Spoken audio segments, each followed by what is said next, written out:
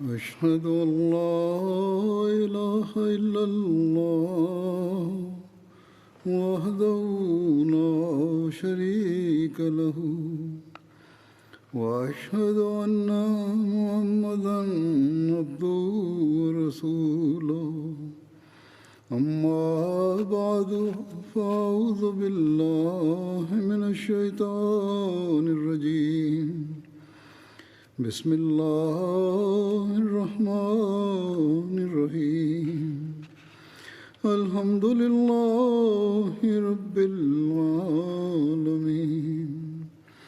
الرحمن الرحيم مالك يوم الدين إياك نعبد وإياك نستعين اهدنا الصراط المستقيم صراط الذين أنعمت عليهم غير المغضوب عليهم ولا الضالين.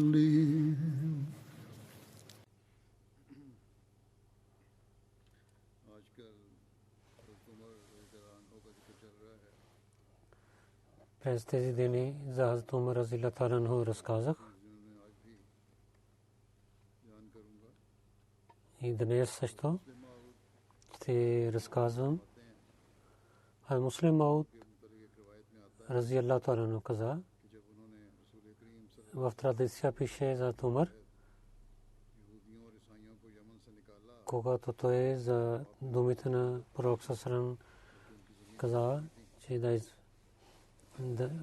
евреи и християни да излизат от земите и купиха земите от тях. Че земя от Йемен, които бяха при християните, трябва да вземат данъка закатва, но когато Умар взе тези земи и ги изгони от земята на Арабия, и това данъка закат взеха, и това беше от Умар. Не взеха така, но купиха. Фатул Бари, Шара Бухари, така пише, че Яхя ибн Саидин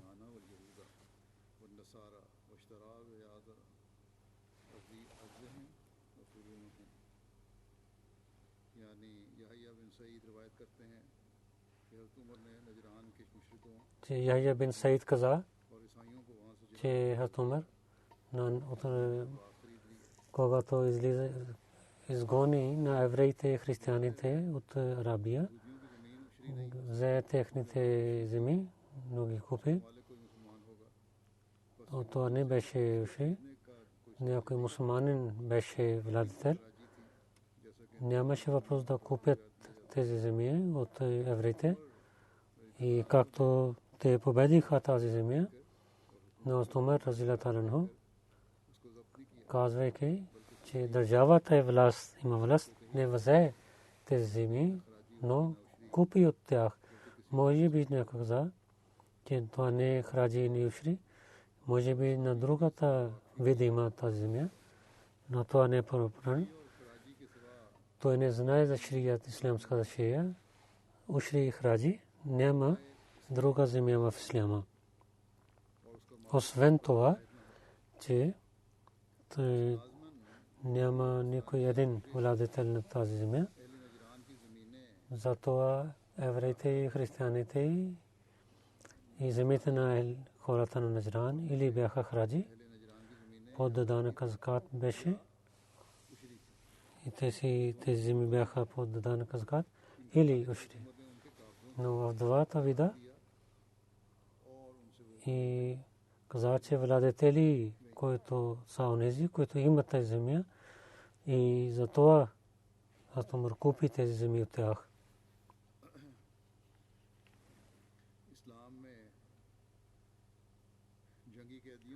В исляма, освен тези пленници, които взеха войните, нямах позволение да вземат роби. Хазрат Умар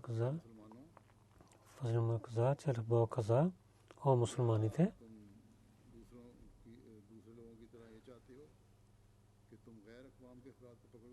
дали вие искате като другите хора, че да вземете хората на другите народи, така да имат сила? Но Бог иска друго нещо. Бог не иска вие да вървите само след светския живот, но Бог иска вие да подчинявате тези заповеди, които в резултат са добри. И в другия живот Бог ще се радва, гледайки тези добрини. И като този резултат, този заповед е по-добър за вас, че освен да вземете пленници в войни, няма да вземете някой роб. Освен тези пленници, в исляма другите пленници не са позволени. В исляма не е позволено да вземете роби на този заповед. В началото много строго подчиняваха. В Умар, когато беше халиф, една комисия дойде от Йемен. Те оплакваха преди исляма, че християните ни взеха като пленници и роби. И ние бяхме свободни племена.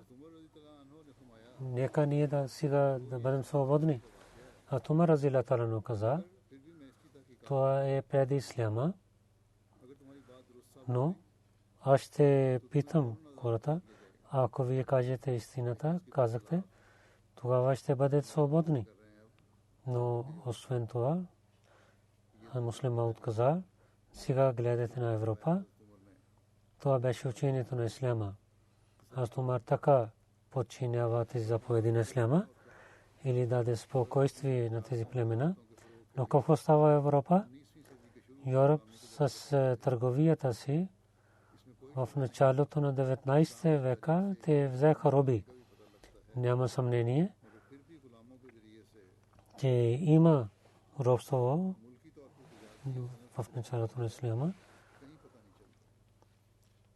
Но чрез робите няма развитие за държавата в исляма. Това не е позволено в исляма. Един път по времето на Хазрат Умар беше глад. И в Медина и около нямаше храна. Когато строг вятър беше, през нощта беше много земя.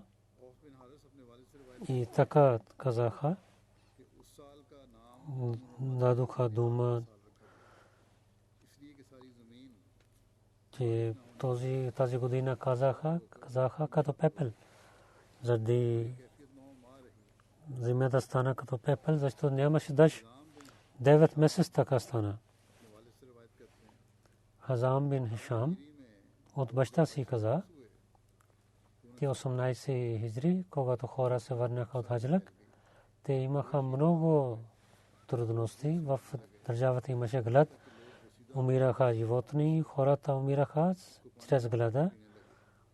И те ядоха, взеха кокли и ядоха животните от земите, като мишки и други.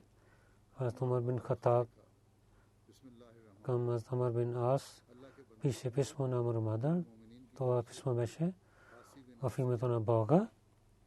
Милостта и милосъдие от Амр бин Аси бин по името на Аси бин Аси. Нека Бог да е с вас след това. Дали ти на мен и на другите хора да гледаш да умират и ти да си жив, и онези, които твоите хора са, те са живи. Дали някой ще помогне на нас? 3 пъти дума така пише. Помощ, помощ, помощ. От отговора съм бин Ас. Бисмиллахир-рахманир-рахим. И Бог е един. На неговия слуга след това. И ще пристигне пред вас помощ. аз изпратя един караван с камилите. Първия камел ще бъде при вас и последният ще бъде до мен. Толкова голям караван ще бъде. Али мисъл, Умар аз храна, хледа камели изпрати и масло и дрехи бяха с това. 3000 за сад изпрати камели от храна и дрехи бяха с това. И гувернер Шам 2000 камели изпрати и дрехи бяха освен това. Когато първа караван пристигна, Умар бин Хаттаб на Зубайр бин Авам каза, спирай на караван и да отиват към на онези хора, които са в селата, и раздавай на тези хора, които в села. Може би, че вие нямате по-добри неща след пророк Мухаммад саллаллаху алейхи ва саллям. Дайте дрехи да носят дрехи, камили да колят, да ядат месо и масло. Те да не чакат да дъжда, те да брашно да приготвят и да ядат, докато да Бог да им даде храна. И малко да ядат и малко да спасяват. Аз Умар приготвяше храна и един човек зовеше, онзи човек, който иска, че да идва да яде храна, той да дойде и да яде храна. И кой да каже, че ако някой иска храна за семейството си, нека да дойде да вземе. Аз Умар Сарид, това сложейки в манджа хляб и така и беше олио беше и така колиха камели, а Умар също ядеше, както другите ядоха.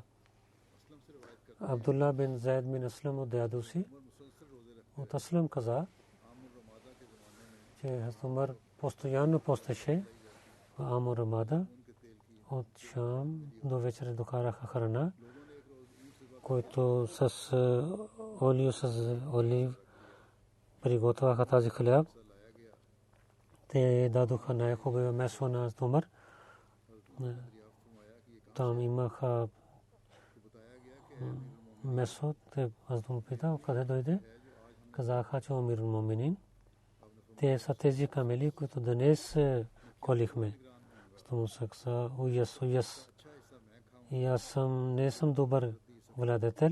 Ако най-хубаво месо да ям и да дам на хората друга част, вземете този тенджер и докарай другата храна за нас. И така хляб и олив докараха и каза, о Ярфа, моя слуга, нека да стане добро с теб. Тази купа вземи до семейството Самаб. Там беше една градина Самаб, до градина. Умар имаше тази градина. От 3 дни, Умар каза, от 3 дни аз не дадох нищо на тях. Аз мисля, те са гладни. Тази купа дай на тях. Ибн Умар каза, през тези дни, когато имаше глад, аз Умар прави едно нещо, което преди не вършил. Това беше, че след Иша молитва отиваше в домата си и постоянно се молеше до сутрин. След това излизаше и отиваше около Медина. Една нощ в сутрин слушах, той казваше, о мой Бог, с моите ръци да народа на пророк Сасан да няма смърт. Мухаммад бин Яхя бин Хабан каза, че в глада един път Умар имаше хляб с масло. Умар вика на един селски човек, той ядеше с Умар. Той бързо вземеше масло от купата. Тогава Умар разилтаран каза, ти така ядеш, че ти не си гледал масло. Той каза наистина. От много години масло не ядох и нито гледах някой друг яде. Тогава Умар се кълни, че той няма да яде храна, докато другите хора да имат храна. Ибн Таус каза, аз Умар не ял месо нито масло, докато хората имаха храна. И масло и неговото корем болеше, гореше. Той казваше на корема си, ти да така да викаш, няма да вземеш друго нещо, че докато да хора да имат храна и да ядат като преди те ядоха. Аяз бин Халифа каза, на тази година гледа на Умар, той стана черен и той беше бял преди това. Казахме, как стана така? Тогава той каза, аз Умар беше рабин човек, той ядеше масло и мляко. Когато хората имаха глад, той не ядеше тези неща, докато те хора да имат храна. Аз Умар яде с олио ядеше храна. Неговия съвет промени. Когато имаше глад, той стана по-черен. Усама бин Сайд бин Аслам от дядо си каза, че ние казахме, че ако няма да измахне глад Бога, аз Умар ще умира за мусулманите. Зайд бин Аслам от баща си каза, че по времето на глад от арабите хората дойде в Медина. Аз Умар дал заповед, че да дадат храна тях. Около Медина аз Умар дал работа на няколко хора, които изпратиха, съобщиха на него през вечерта всичките новини. От сутрин до вечера докарваха тези новини при Умар и казваха за него. В различните места на Медина от села хората живееха. Една нощ, когато ядоха храна, аз Умар каза, онези хора, които ядоха през нощта с нас, ги броите. Когато ги броиха, те бяха повече 7000. Каза, които не дойдоха и да ги гледате. Когато броиха, те бяха 40,000 хора. След няколко дни пак броиха, хора, които ядоха с него, бяха 10,000 и другите хора станаха 50,000. И така стана, докато Бог дал дъжд. Когато дъждът дойде, аз гледах на Умар, че той дал заповед на своите работници, че всичките хора да се върнат в своите села и да им дадат да яздат камили и да имат храна. Аз Умар идваше да ги изпрати. Когато време стана добре, онези хора, които бяха гладни в града, дойдеха, те имаха храна тук. Когато времето поправи, имаха дъждове и имаше възможността да имат земеделието. Тогава каза да се върнете и да се трудете и да садете реколтите. В Тарих Табри пише, един човек гледал сън, че пророк саллалаху алейхи ва саллям се обръща внимание към молитва. Тогава Умар зови в хората, ще се молим молитва за глада, че сега много проблеми имаме. Сега ще свърши иншаллах таала. Този народ, който има минута за молитва, да мислим, че техния проблем ще изчезне. Той изпрати това съобщение на другите градове, че пише писмо, че да се молят молитва истинска, че защото те имат много проблеми. А Умар ги води в полето на мусулманите да се молят за дъжда молитва и малко проповед беше, след това се моли и след това молитва се моли така.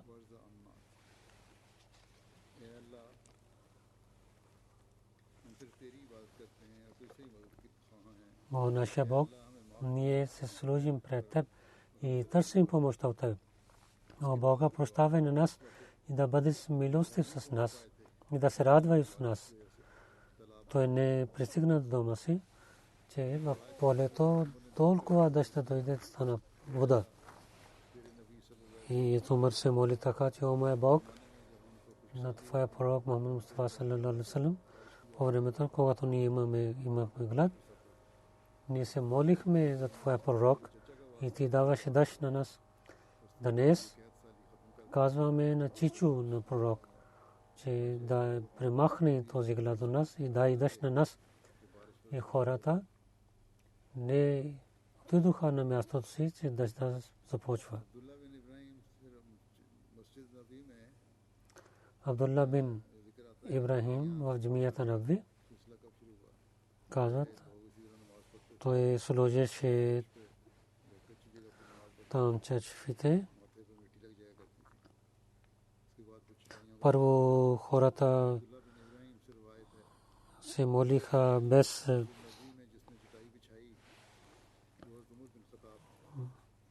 най-първо, който мат сложи, то беше Умар бин Хаттаб в джамията. Хората, когато преди се молиха, те имаха праха на ръце си, след това сложиха мат и те сложиха тези матове. Акик е една долина, който от Медина, от север, много голяма долина има, запад, север-запад, в север-запад има. По времето на Умар 17 хиджри и разширяваха джамията Набви. Абдулла бин Умар каза, че по времето на пророк Мухаммад Мустафа саллалаху алейхи ва саллям джамията беше от кухли и покрив беше с листа на формите. И Абу Бакр Сидик така остана и не промени тази джамия. Умар разширява джамия, но джамията беше същата, така и както пророк саллаллаху алейхи ва саллям построи. Чашъф така стана с листа на само. Колони бяха от новите колони сложиха и така джамията стана 100 квадрат метър. От 50 квадрат метър до 170 60 метра стана. Че във времето на Абу Бакр джамията Набви беше същата джамия, който беше по времето на пророк Мухаммад саллаллаху алейхи ва саллям. Но Умар, когато разширява джамията, беше голяма тана джамията. Абу Саид Худри каза, че му заповядва, че да построят отново джамията, да хора да бъдат пазени от дъжда, но да не украсявате много джамията, защото чрез тези неща има проблеми. От Умар и не харчи много пари за това. Джамия така построи, както беше по времето на пророк саллалаху алейхи ва саллям. Разширявайки джамията, той искал домове около джамия. В север и юг и в изток и запад имаха някои хора, се радвайки, дадоха своите земи на джамия. Няколко с хора с Умар дал пари и говори с тях и някоя земя, Умар купи земята. По времето на Умар броиха хората или той така започва и също дадоха храна и за това Муслим Мауд разделата напише,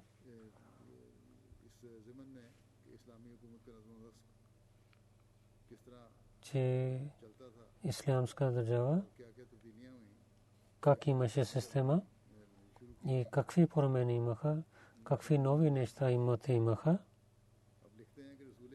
за системата.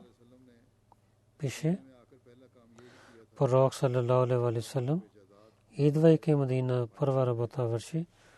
Той каза, че които имат имущества, те да вземат братия. Мухаджир нямаха имущества. Пророк Сърсърм ги прави събратия на ансар и мухаджирин. И един човек, който имаше имущество, той имаше един брат, който нямаше имущество. Толкова хора правиха, напредваха. Те имущество стана на една страна. Някои хора имаха. Така те говориха, че ако ние имаме две жени, те ще имат развод, дадат развод на една жена. Те могат да се вянят. Това беше равенство, братство за първи пример, който пророк Сърсърм прави в Медина, идвайки в Медина, защото държавата става в Медина. В това време, когато нямаха много пари, че беден и богат така да има, че всеки човек да има храна. И на една битка пророк саллалаху алейхи ва саллям така използва начина. Имаше друг начин. На една битка пророк съм знаел, че някои хора нямат храна. Ако имат и много малко храна, и няколко имат много храна. Гледайки това положение, пророк саллалаху алейхи ва саллям каза, който има храна, трябва да докарва тук и да събират на едно място. Докарваха всичките цялата храна и така пророк съм раздели храна, че да всички да имат храна. Докато беше възможността, индивидуално нахраниха един на друг, но когато имаше възможността, че някой ще имат глад, тогава пророк Сърсърм каза, че няма да ядат индивидуално. Сега всички ще ядат на едно място. Това беше времето така решиха. Социализъм или комунизъм, може да казваме, не беше социализъм или комунизъм, но последователите каза, че пророк саллалаху алейхи ва саллям, когато дал този заповед, ние строго починавахме. Ако ние имаме една форма, не ядохме тази форма. И нямахме спокойствие, докато не дадохме за другите. Този пример беше, който пророк Сърсърм показал, докато положението не беше добре, така станаха. Така този пример дал пророк. По времето пророк Сърсърм дойде много имущества и пари, но Бог искал да има една система чрез пророка саллалаху алейхи ва саллям, да не хора да казват, че това беше само в времето на пророк саллалаху алейхи ва саллям. Другия човек не може да прави така.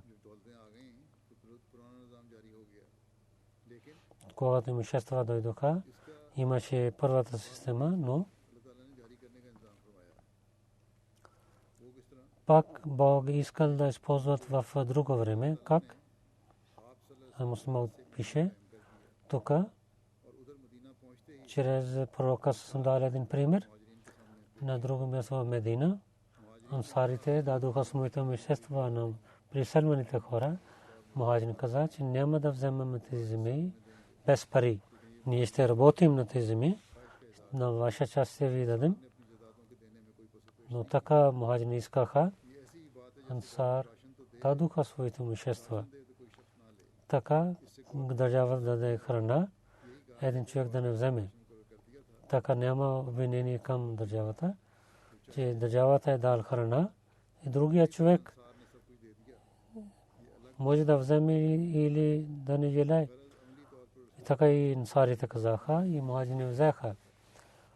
Но пророк саллалаху алейхи ва саллям в своя живот започва тази работа, докато когато сарина баринта на мусулманин, пророк дал заповед, че в това държава, ако хората нямат земя, на всеки човек 4 дирхами и да храна да им дадеш, да те да ядат и да имат облекло. Така мусулманите имаха пари. Мусулманите бяха малко и пари беше повече. тогава никой не използваше новия закон, защото нуждата беше изпълнена. Когато има болка, тогава да има заповед. Когато няма такава положение, тогава държавата е дали дава заповед за това или не. Който започнах, исках да ви разказвам. Дойде вътре в друга тема, че след пророка саллаллаху алейхи ва саллям как започва системата. Когато пророк саллаллаху алейхи ва саллям почина и мусулманите разпространяваха качета на света, другите народи също влизаха в исляма. Арабите бяха като една група и те правиха равенство помежду си, но ислям пристигна в различни места в света. Различните народи влязоха в исляма, че да им дадат храна беше много трудна работа. Накрая Хазрат Умар брои хората и им дал храна чрез системата, който до Бану Умайя беше. Истористите Европа казват, най-първия път хората броиха по времето на Умар. Така и те казват, че Умар не прави да вземе пари от хората, но да им даде храна. За това броиха хората. И държавите така броят хората, че хора да дадат ятви като агнета и да работят в армия. Но Умар не прави брой за това, че хора да станат да дадат ятви като агнета, но за това беше да даде храна на тях. И колко хора има и колко храна ние имаме. След броенето на хората, чрез една система дадоха храна всичките хора за другите нужди. И всяка месец има стипендия. И така подаръка по времето на Умар, когато Шам победиха, Сирия победиха, оттам олио за зетун, оливен ойл дойде, каза, че всеки имаше този олио. Умар каза, че моя корем става голям чрез този олио. Когато използвам зетун, моята корем става голям. Позволете на мен, че аз да взема масло от Бейтул Мал. Колкото е цена за олио, и това не е добре за мен. Това първата стъпка беше в исляма за изпълняват нуждите на мусулманите. Той взе. Ако такава система ще има, тогава няма друга система. Човек се нуждае. Защото властта ще гледа на всичките хора, тяхната храна, тяхното пиене, тяхното носене, тяхното учене, тяхната лек и къщи за тях. Всичко ще бъде под ислямската държава. Ако ще изпълняват тези нужди, тогава няма нужда за бима, че след това нашия деца да имат нужда, когато ставаме стар.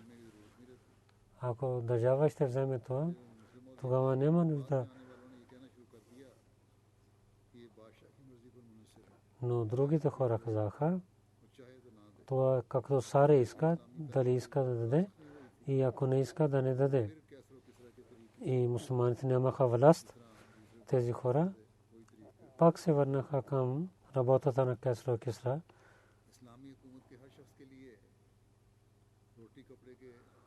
И за всеки човек в ислямска държава да има храна и дрехи. А муслимът отказа, че мусулманска държава, когато имаха пари, на всеки човек имаше храна и дрехи. Че Умар разияллаху анху, неговото време, когато система стана съвършен, по учението на исляма, всеки човек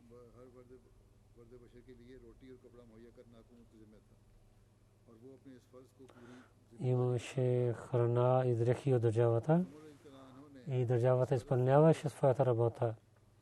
А Умар разветарено заради тази работа брой хората и там писаха книги, където имаха имената всичките хора. Историците в Европа казват, че брой на хората започва от Умар. Първо Умар прави и той пише тези неща в регистрите, защото брой хората да има всеки човек храна и дрехи. Че държавата знае, че колко хора има в тази държава. Сега казват, че Совет Русия дава храна и дрехи в бедните, но индивидуална система най-първо стана при мусулманите. И Умар разятано всяко село, всеки град, техните име написаха в регистрите и жена, деца писаха и за всеки човек имаше храна, че който ядат малко, те да ядат, и онези, които ядат повече, те да ядат. В история пишат, че Умар разятано началото, когато решава, той не гледаше към децата, които пият мляко. Те имаха тогава помощ, когато те, майките, изоставиха да доят мляко на своите деца. Една нощ Умар разятано да знае положението на хората, отиде в улиците на Медина. От една платка няколко дето плачеше, Умар стана там, но детето плачеше и майка даваше внимание той да спие. Когато много време стана, Умар влиза в платка и каза, защо не доеш на детето, защо той плаче? Тя не знае, той мисли, че той е обикновен човек. Тя отговори, ти не знаеш. И Умар решава, че няма да има храна онзи, който децата пият мляко. Аз се оставих да доя на него, да има храна от Бейтул Мал. Ако той плаче, да плаче за Умар, който правил такъв закон. Аз Умар се върна обратно. По пътя той казваше, Умар, ти не знаеш тази заповед, колко деца стана слаб. Този грех на теб. Той отиде в стора, отвори врата, едно брашно взе. Някой човек каза, аз ще вземам това брашно. Аз Умар каза, не. Грешката е моя. Сега аз трябва да поправя тази грешка. Той взе тази брашно до тази. И на следващия ден да заповед, когато дете се роди, от този ден да има храна за него, защото майка, която дои мляко, има нужда повече да яде.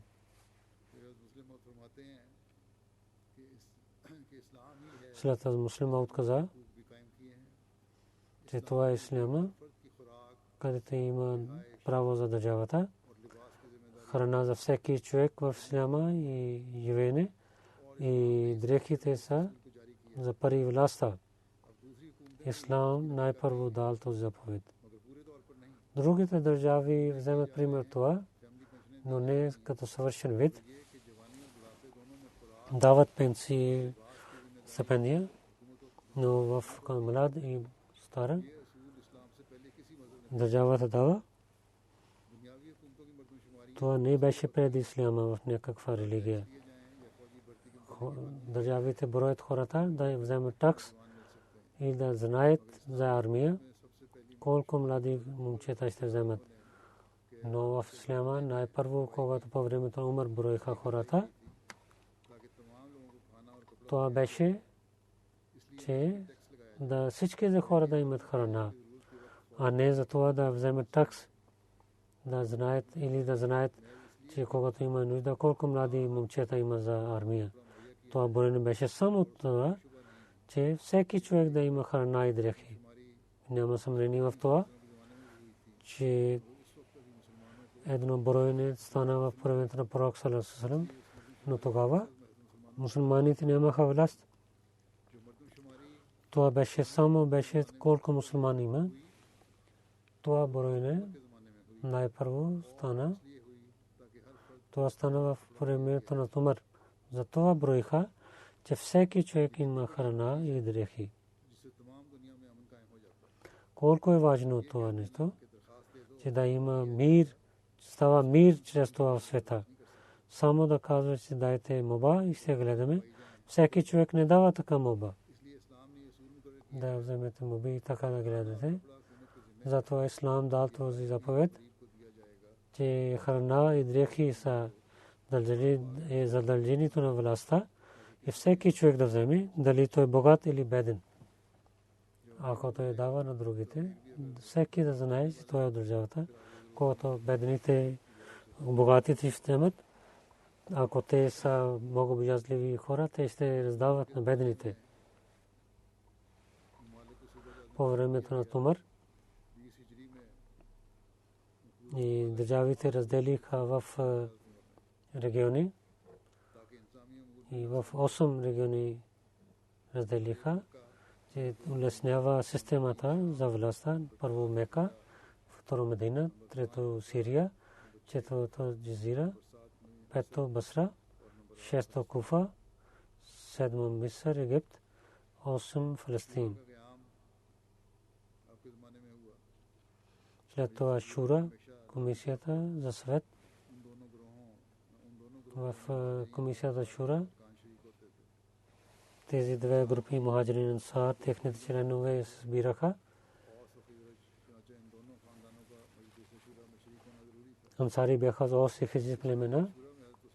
Двама се събираха за съвет. Усман, Али, Утбан бин Ауф, Муаз бин Джабал, Утба бин Каб, Зайд бин Сабит също участваха. Това комисия беше. Първо един човек зовеше Ас-Салатул Джамия. Всички хора да събират в джамия за молитва, хора се събираха. Аз Умар отиде в джамията Наби, 2 ръка се молеше. След това, ставайки на мимбър, проповядваше и представяше за когото хора да говорят и за бизнеса всеки ден. Достатъчно беше решението на тази комисия, но когато беше нещо важно, тогава мухаджирин се събраха и всичките дадоха своето мнение и пари за армията, офиси и главите, свобода за другите народи, за данъка закат, за всичките работи. Представяйки в Шура те решаваха и събранието за Шура свет имаше нужда за различните времена. Освен това друга комисия беше. Там да се ежедневни системи говориха.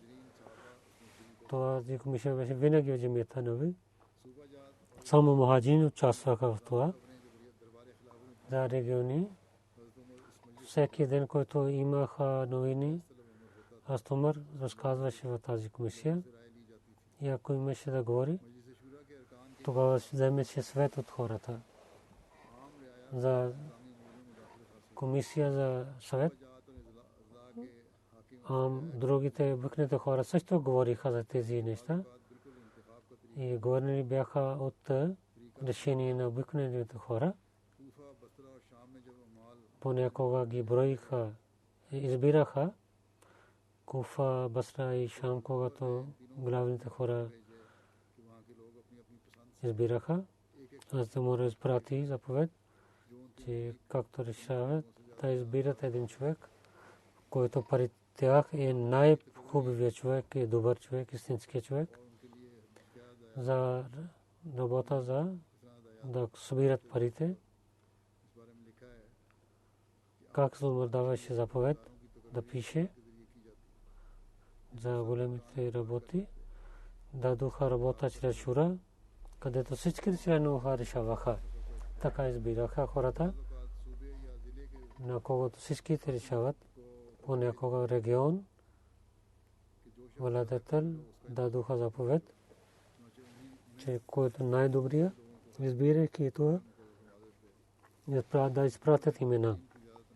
Така Умар даваше тази работа като амилин. Амилин имаха повече заплата.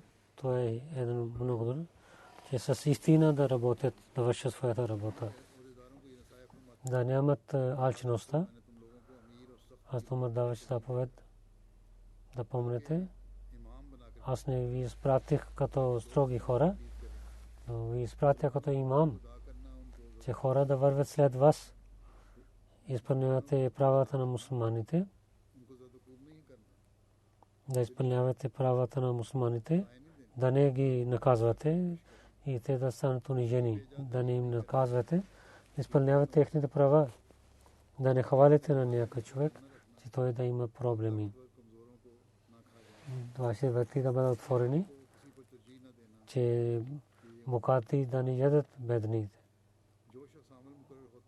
че да не дадеш властта на другите, който беше амал, вземеше договор, че той няма да язди на коне от Турция и няма да носи хубава храна, няма да яде брашно, хубаво брашно. Неговите врати винаги ще бъдат отворени за нуждаещите хора. Тези заповеди бяха за всичките амлин и рецитираха тези заповеди в хората. След това гледаха колко имуществата имат. Ако амел много имаше пари, където той не даваше покойствие, наказваха на него. Повечето пари взеха в Бетул Мал. Беше заповед на амлин във времето на Хаджлик да се събират. Там имаше съдия с хората. Ако някой имаше обколаване срещу някой амел, веднага дадоха отговор. И имаше една работа, където бяха големите саби, които дойдоха да гледат истината. Ако оплакването беше истина, тогава наказваха на амлин. Умар как отнасяше с муслим Мауд разятарен каза, че Умар разятарен има тази случка, хората Куфа не починяваха. Винаги те оплакваха своите офицери. Че този е така, Умар променеше главите и изпраща се нови офицер. Изпраща се други офицер. Някой хора каза на Умар, така не е добре. Ако той ще промени, те ще оплакват. Да не промените офицер. Умар каза, аз ще променя офицерите, докато Куфа да изморява. Ако така почват оплакването, сега ще изпратя така гувернер, който ще ги поправи. Това беше 19 годишен момче, който Умар изпрати да ги поправи. Това беше 9 годишно момче. Абдурахман бин Аби Лайла, неговото име беше. Колко хората Куфа знаеха, един 19 годишно ще бъде гувернер. Те казаха, ела, ние да усмихваме с него. Те така подиграваха, които 70-80 годишни бяха, се събраха и решаваха, тези всички стари хора, всички други хора в града ще отидат за Абдурахман и да питат като виц, че колко годишен е той. Когато той ще отговори, тогава ще подиграваме с него, че едно младо момче стане нашия гувернер. Че 2-3 мили извън се събраха да посрещнат на това. Така и на Абдурахман бин Лайла на Магаре дойде. Всичките хора стоиха в линиите и първата линия старите глави бяха. Когато Абдурахман бин Аби Лайла пристига, питаха, дали вие нашия гувернер? И вие сте Абдурахман? Той каза, да. Най-старият човек каза, че вие колко годишен си? Абдурахман каза, аз? Ти да знаеш моето име, когато пророк саллаллаху алейхи ва саллям на Усама бин Зайд с 10,000 последователи, той беше глава като Абу Бакр и Умар, който беше Умар имаше Усама бин Зайд, аз съм една годишен по-стар. Така всичките мълчиха. Те се самуваха и мълчиха. Те казаха на един на друг, докато това момче тук да не говорите. Иначе той ще наказва на вас. Той дълго време беше там. И хората Куфа не говориха пред него. Система за събиране на пари. Аз Умар в сред победа на Ирак и Сирия. За данъка закат да вземат. И тези земи, които сарите взеха за богатите, се върнаха на бедните. Също му дал заповед.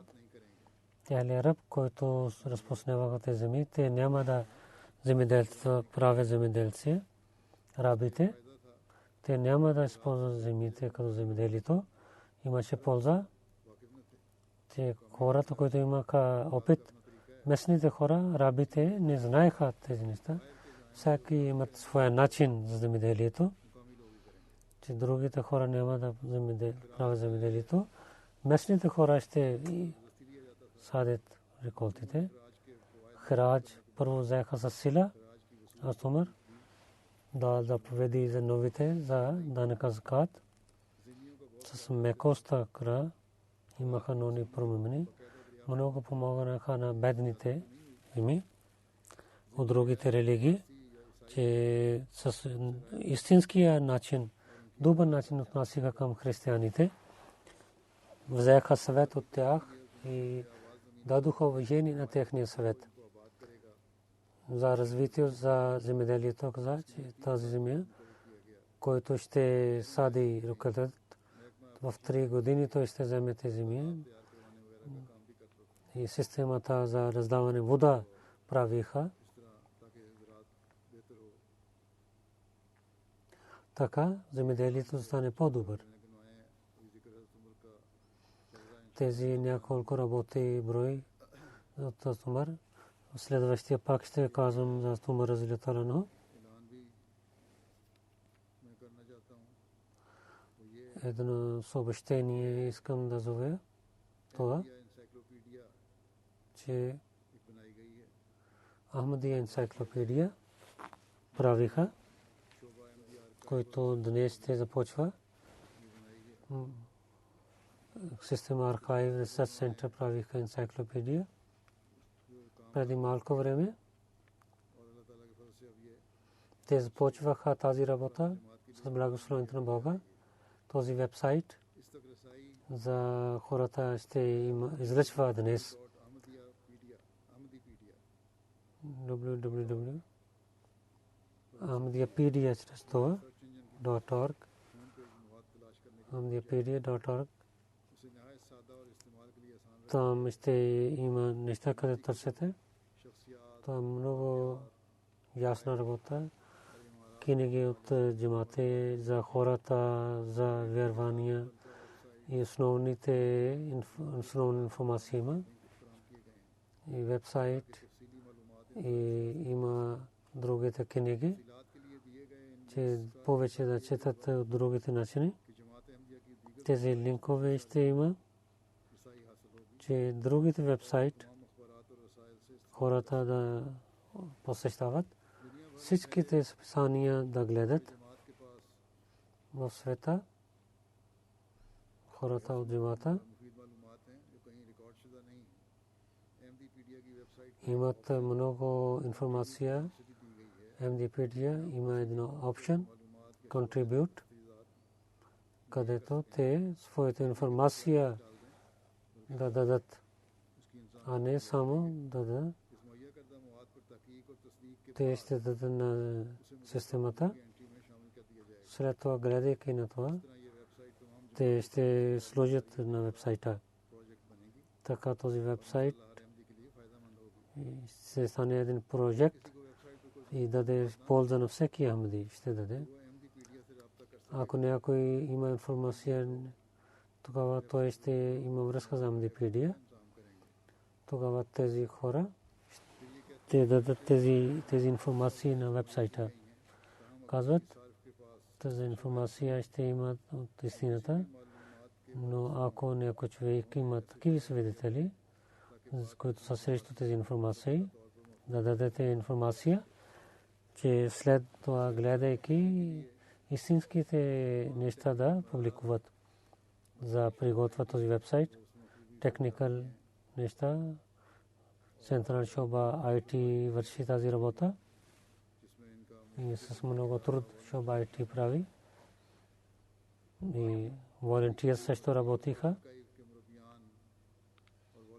за млад мрабиян и волонтери от Централна Шоба архив работи и от урду преведоха и млад аплод правиха. С много труд вършиха тази работа. Всичките работници много се трудиха за този вебсайт.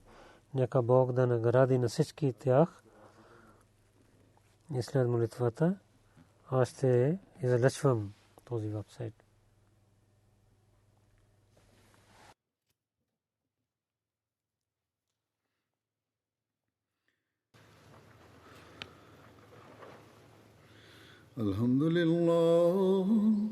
الحمد لله نحمده ونستعينه ونستغفره ونؤمن به ونتوكل عليه ونعوذ بالله من شرور أنفسنا ومن سيئات أعمالنا من يهده الله فلا مضل له ومن يضلل فلا هادي له ونشهد أن لا إله إلا الله ونشهد أن محمدا عبده ورسوله عباد الله رحمكم الله إن الله يأمر بالعدل والإحسان وإيتاء ذي القربى وينهى عن الفحشاء والمنكر والبغي يعظكم لعلكم تذكرون اذكروا الله يذكركم وادعوه يستجب لكم ولذكر الله أكبر